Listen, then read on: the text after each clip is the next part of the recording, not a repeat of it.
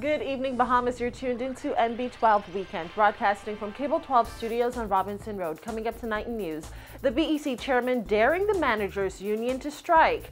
Branville McCartney says he's not ditching the DNA. A police shooting suspect in custody. COB one step closer to achieving university status, plus government expanding its shock treatment program. I'm Paige McCartney, and we've got those stories and more straight ahead on NB12 Weekend.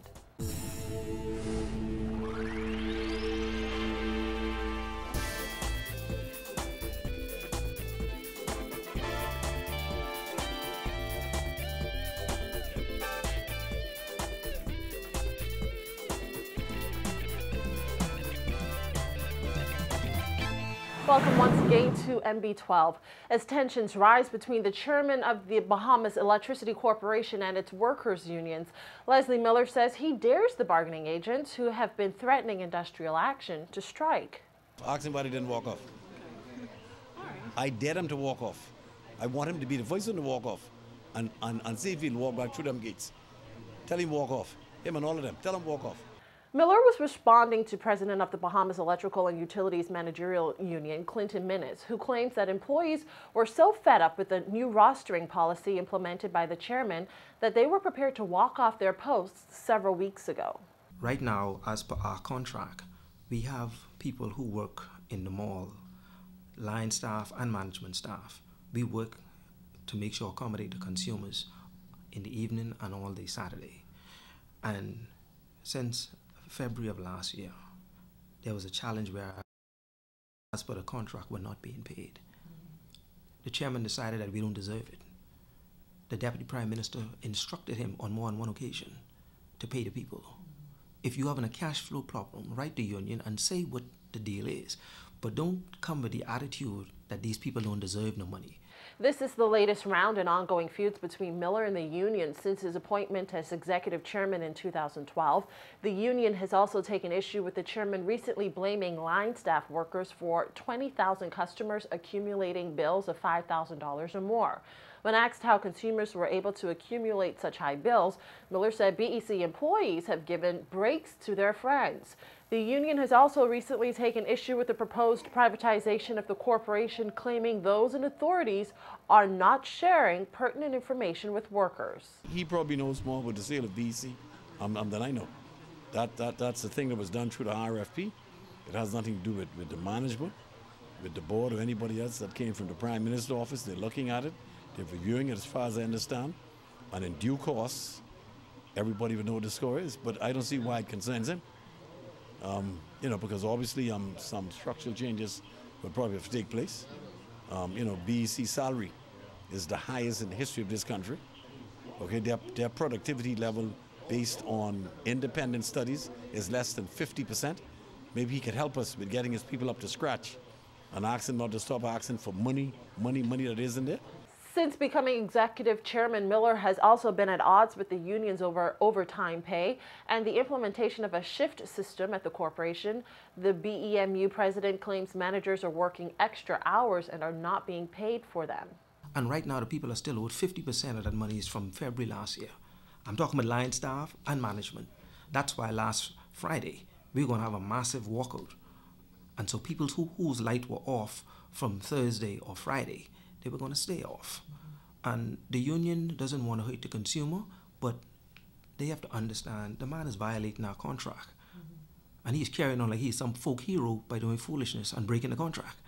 Miller maintains that BEC employees are well paid and claims it is because of the financial strain these unions put on the corporation that customers experience such high electricity costs. While the leader of the Democratic National Alliance is once again denying claims he's leaving the DNA to join one of the two major political parties. Branville McCartney says while he has been approached by members of the PLP and the FNM, he's never had any formal communication with either party. Jasmine Brown reports. The DNA leader, who once served as a member of parliament under the Ingham administration, addressed the rampant rumors, saying he is committed to leading the DNA. Over the past week, reports surfaced that McCartney would leave the DNA to rejoin the FNM as deputy leader. The reports have been denied by FNM leader Dr. Hubert Minnis, who also defended his role as leader of the FNM.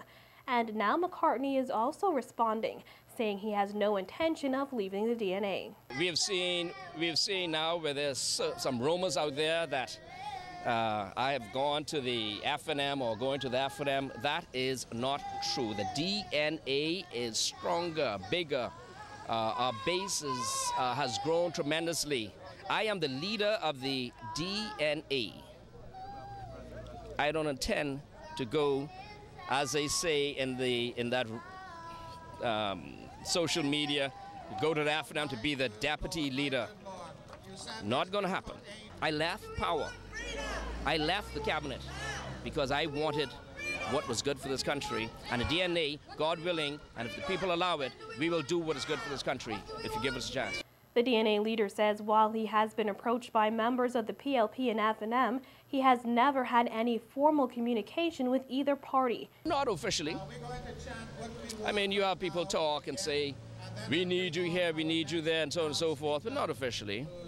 And at the end of the day, we are moving forward. The DNA is being strong. McCartney insisted the party is still going strong and has begun early campaigning. He says so far the response has been encouraging. Excellent. Excellent. We started actually in January of this year, preparing for the next election.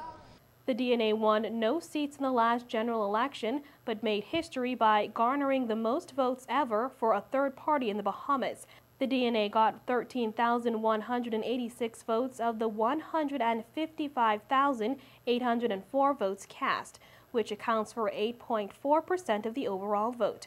Reporting for NB12 Weekend, I'm Jasmine Brown.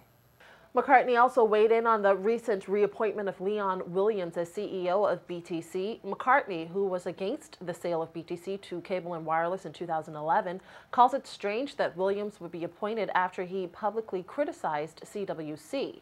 Firstly, we ought to know the true circumstances surrounding his employment with BTC. Remember now, he was against BTC. Now he's working for Lime. We ought to know what his true position is, what his responsibilities are, how much he's making, and whether or not he is now a mouthpiece for BTC. We can show that 3.5 years ago, he was very much against it. BTC Chairman Phil Bentley announced on Tuesday that Williams would take over as the new Chief Executive Officer of the company at the end of the month. Williams will replace current CEO Jeff Houston, who will leave the company on August 31st. His appointment came 6 years after BTC fired him. Amid changes at BTC, McCartney is calling for greater transparency as it relates to the issue of BTC's shares. Whether or not the Bahamian people have 51% ownership in BTC, whether or not the Bahamian people at the end of the day would have management control of BTC, because if you do remember, that was a promise made by that same government over there, the PLP, who promised everything, including the kitchen sink. And from the crime beat, police say they have a 20-year-old suspect in custody in connection with the shooting of a police officer on Wednesday. According to police reports, at around 2:30 yesterday, officers from the flying squad acted on intelligence and went to the home of the suspect located at Flamingo Gardens, where they arrested him for the attempted murder of the police officer and the May 31st murder of Kenneth Pinder. Police are encouraging members of the public to always come forward with information they may have on crime matters. Stay with us when NB12 returns. The College of the Bahamas 1 year away from earning university status, plus a plan to provide a female-centered shock treatment program. We'll tell you more about those and other stories when we come right back.